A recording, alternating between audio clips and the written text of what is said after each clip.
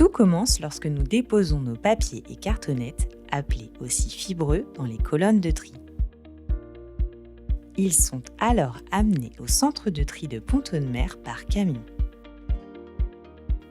Le site réceptionne le contenu de nos 700 points d'apport volontaires et de nos 17 déchetteries sur l'ouest de l'Eure, des apports de collectivités voisines, ainsi que de la collecte de cartons de la ville de Pont-Audemer. Après avoir été pesés à l'entrée du site, les camions vident leur chargement dans des bacs de rangement prévus à cet effet, les alvéoles. Les fibres sont ensuite récupérées par un chariot télescopique chargé de veiller à l'alimentation constante du tapis convoyeur. Papier et cartonnettes arrivent alors dans la première cabine, la cabine de prêterie.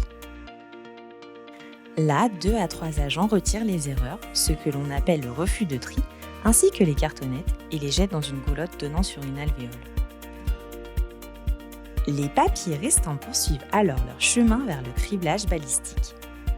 Poussière et déchets trop petits pour être recyclés seront retirés grâce à un système de grilles mouvantes. Les produits les plus lourds passeront sous un overband qui permet de retirer les métaux en les aimantant.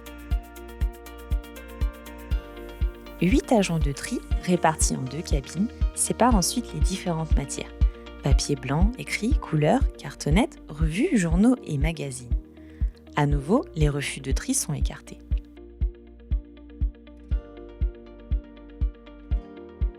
Le papier est conservé en vrac avant d'être chargé dans des camions pour sa valorisation. Les cartonnettes et les refus de tri sont pressés pour être mis en balle avant leur chargement, tout comme les cartons, seule matière qui ne passe pas sur la chaîne de tri.